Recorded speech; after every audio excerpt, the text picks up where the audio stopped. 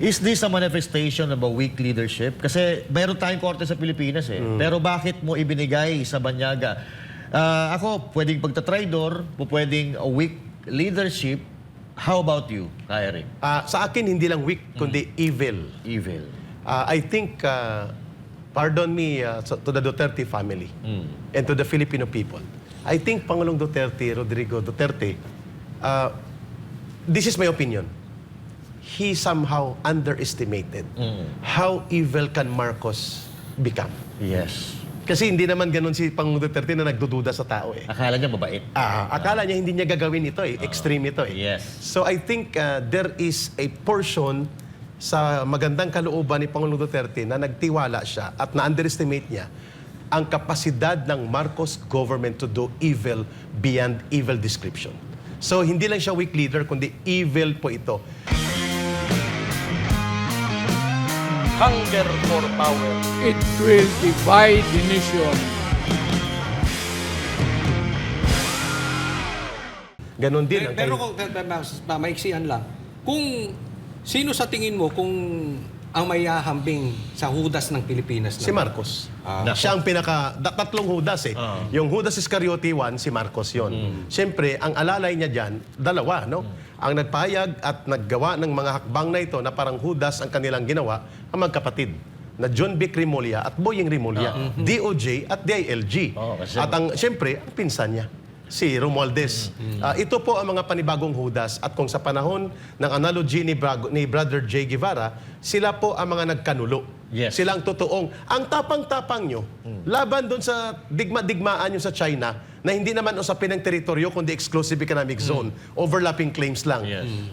Pero dito sa dayuhan at banyaga na bugos, na gustong dakmain at dukutin ng Pangulo ng Bansa, nakipagsabuatan kayo, pinunduhan, at binigyan nyo pa ng pera at ginamit nyo ang Philippine National Police. At yan ay very exactly doon sa binanggit ni Jay na tanong.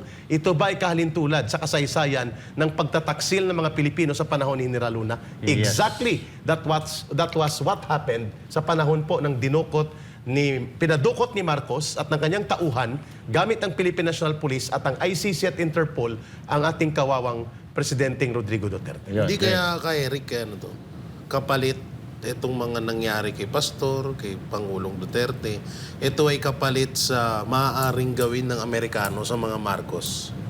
Exactly kay ang mayroon kasing tinatawag diyan sa US no sa setup nila. Ang Joe Biden government, ito yung notorious na gumamit ng FBI at ng kanilang Attorney General.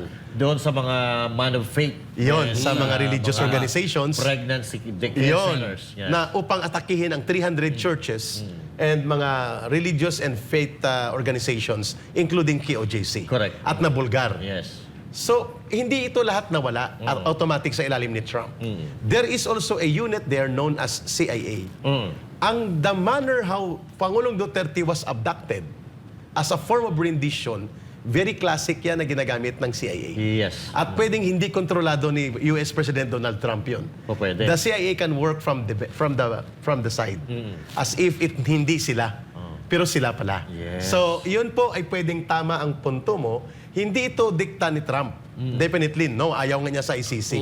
Pero mayroon din pong covert unit sa US na nag-ooperate in the Philippine sa interest nila, which is the CIA. Ayaw nila na si Duterte o another Duterte leadership ang maluklok. Kaya ginawa nila ang karumal-dumal na hakbang na ang lalabas si Marcos ang executioner at ang kanyang co-conspirator ICC at Interpol. Yes. Pero sa likod niyan, sila. Pero may isa pang hindi na ibubulgar na pinag-usapan natin kanina. Yes. Na Sige. ang kamay ng balahibo nila ay nakikita pero hindi inaamin. The lobbying of the warrant of arrest to be issued was done by International Department of the Communist Party Central Committee at the Netherlands. May tinatawag dyan na barangay or baryo. Nung nasa CPP, NPA, NDF ako, may baryo dyan na ang barangay captain si Joe Masison. Ang pangalan ng baryo, Baryo Utrecht, the Netherlands. Nandun ang international office ng NDF, nandun ang Central Committee International Department, nandun nagtatago ang mga kagaya ni Joe Masison, Luis Alandoni, Connie Ledesma, mga Central Committee working with many communist organizations who are seated in the government and are also influential to the operations of ICC. Yes. So, meaning to say, sila ay naging bahagi na ilabi Yan ito. ba yung tatay na sinasabi ni Jay? Iyon ang pangalawang tatay ni Marcos na ngayon ay sponsor niya na sa kanyang gobyerno. Itong CPP, NPA, NDF. Kaya sabi ni Jay, political father niya ito ngayon. Ang grupong ito, sapagkat hindi pa po dumarating ang warrant of arrest, nag-dry run na sila. Kung makikita niyo, Master Judea, Coach Yes. Oli, and Brother Jay, 2,000 pulis ang dineploy sa Davao Airport. Yes. Nang mabulgar sa social media, sabi nila, drill lang yon para sa anti-terrorism deployment. Pero sa Metro Manila, at sa apat pa mga ports at airports, including sa Clark, may deployment na. Therefore, they were anticipating si Marcos. Pero until March 11, 3 a.m., sa kanya na-confirm. At sino nag-inform sa kanya ahead? No less than ang mga grupo ng CPP, NPA, NDF na parating ng warrant of arrest. Yes. Ito kaya, ito lang ang ano ko dito, ang pananaw ko dito, no. Kung matatandaan nyo, nung okay pa si BP Sara at si PBBM, ang sabi niya, hindi niya papapasukin ng ICC sa Pilipinas. Nung until such time na medyo nagkakalabuan na nila, medyo gumagano na no. At sa tingin ko dito, ito yung tinatawag na natin na hindi justice ang hinahanap dito ni Marcos, kundi to remain in power. In power. To remain in power. Kasi ang ginagawa ni Marcos ngayon, talagang binubura sa kasaysayan ang mga Duterte, mula kay Pangulong Duterte, kay Pastor Apollo Quiboloy, at isusunod dito sigurado si BP Sara. BP Sara na. BP Sara na. At ito'y may kinalaman din sa tingin ko sa 2028. Gusto nilang mangyari kahit they will do whatever it takes para panalunin ang kanilang mga kalyado, ang kanilang mga kandidato na itinatakwil na ng mga Pilipino ngayon. Dahil nakikita naman natin kung saan nakasimpatya ang mga kababayan nating mga Pilipino. I agree to that. So sa tingin mo, yung sinasabi ko kay Eric, ito ba talaga yung parehas din ba ito sa opinion mo or may iba kang opinion dito? Sinasangayunan ko ang pahayag na yan, Master Judea, sapagkat it's not about the so-called justice for those victims Yes. of war against drugs. No? That is only a pasad. Yes. Parang nag-create lang siya ng maskara. Smoke screen. Yan. Ang totoong layunin nito, Marcos and his minions are so afraid kapag nandito at buhay pa si Rodrigo Duterte. Yes. Because undeniably, Rodrigo Duterte exercises the so-called high level of political influence and support among the people. Yes. Nirerespeto siya. So therefore, eliminating Duterte physically and sending a message so scandalous and brazen na kaya ko itong gawin at durugin ang Duterte kahit si Digong pa yan, is a statement na ang layunin niya hindi para ang hustisya sa so-called victims doon sa war of drugs, Yes. which are debatable, kung hindi tungkol sa consolidation and monopoly of power beyond 2028. Follow up lang, Coach Oli, no? Is this a manifestation of a weak leadership? Kasi mayroon tayong korte sa Pilipinas Pero bakit mo ibinigay sa Banyaga? Ako, pwedeng pagtatraidor, pwedeng a weak leadership. How about you, Eric? Sa akin, hindi lang weak, kundi evil. Evil. I think, pardon me to the Duterte family and to the Filipino people. I think Pangulong Duterte, Rodrigo Duterte, this is my opinion.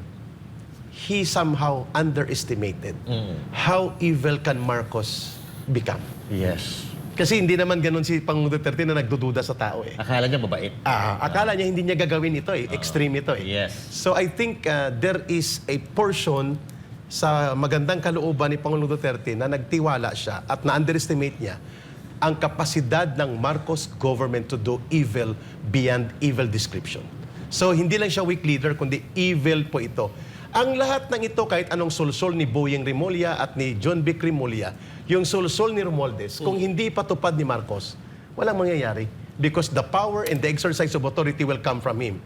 So, Coach Oli, Master Judea, and Brother Jay Guevara, I would rather call it is the height of description of what evil a leader can be. Yun. Ang nangyaring pagpapadukot ni Marcos kay Pangulong Duterte. And to somehow, posibleng na-underestimate yan ni Pangulong Duterte. Yes. But, Pangulong Duterte could have stayed in Hong Kong and in Macau or even in China At hindi totoong sinasabi ni Cristina Conte, no? Kalokohan yung sinasabi niya na nag-apply si Pangulong Duterte ng asylum sa China, tinanggihan daw ng China. Fake news. Ikaw ang fake news.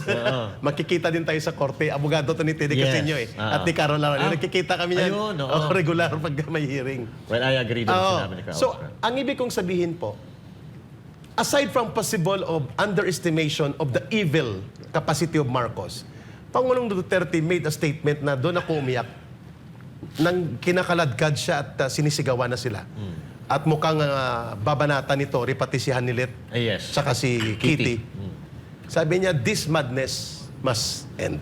Sabi ni Pangulo. This has to end. Yes. I think he sacrificed.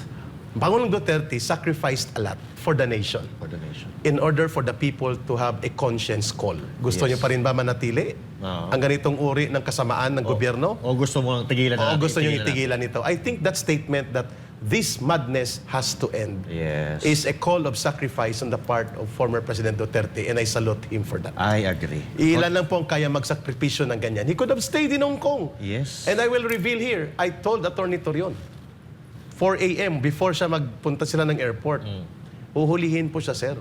At talagang itatapon siya sa Netherlands. So I know, Attorney Torion told them about that scenario. But only Pangulong Duterte can make a final decision. Yes. And he decided na sabi niya, tapusin na natin ang kabaliwang ito. He has to face everything, and that is the reason that I think, aside from being also given the space na akala niya hindi gagawin ni Marcos ang ganitong kalapastanganan at kasamaan ng desisyon, ay he sacrificed himself because gusto niyang ipakita sa bansa at sa taong bayan that it is the people who make their history, and it is the people who will decide what kind of country and government are we going to have.